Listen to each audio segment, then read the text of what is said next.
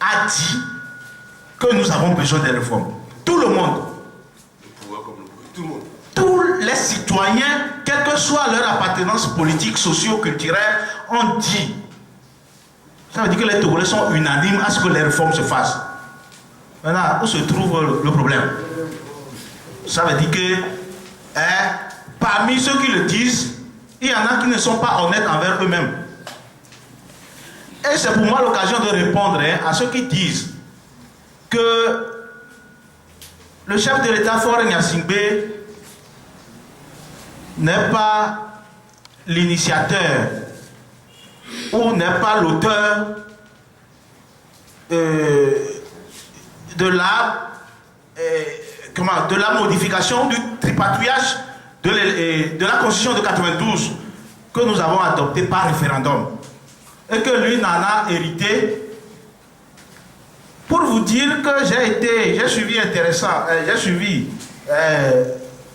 une analyse d'un journaliste la semaine passée qui disait qu'il n'en est pas l'auteur, mais faisant la comparaison entre un voleur et un receleur, il dit que Faure Gnassingbé est receleur. Parce que tu n'as pas volé, mais quelqu'un a volé, tu en as profité. Mais moi je vais aller au-delà pour dire que ce n'est pas Gnassingbé Eyadema qui a modifié la Constitution en 2002. Mais Faure Gnassingbé fait partie de ceux qui ont modifié la Constitution. Il était député. Il a modifié la Constitution.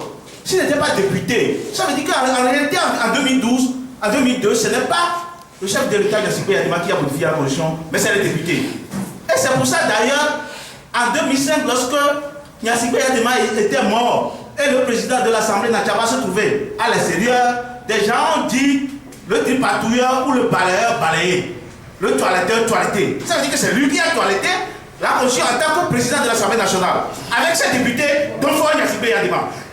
C'est comme sur une chaîne malienne, alors on avait dit Faure Eyadema. Donc c'est Faure qui a modifié la Constitution. Faure fait partie de ceux qui ont modifié la Constitution en 92. Donc entre Faure et Gnassingbé et Blaise Compaoré, il n'y a aucune différence. Nous ne nous voilons pas la face. C'est des dictateurs qui ont voulu s'éterniser au pouvoir. Et donc, tout citoyen a le mérite d'engager une action pour que, comme lui-même il le reconnaît, que s'il n'y a pas les réformes, il n'y aura pas la paix, il n'y aura pas la réconciliation. Peut-être que c'est d'ailleurs qu'ils ont mis, c'est pour cela qu'ils ont mis les recommandations du CVJR dans les placards en attendant de faire les réformes pour qu'il y ait la réconciliation.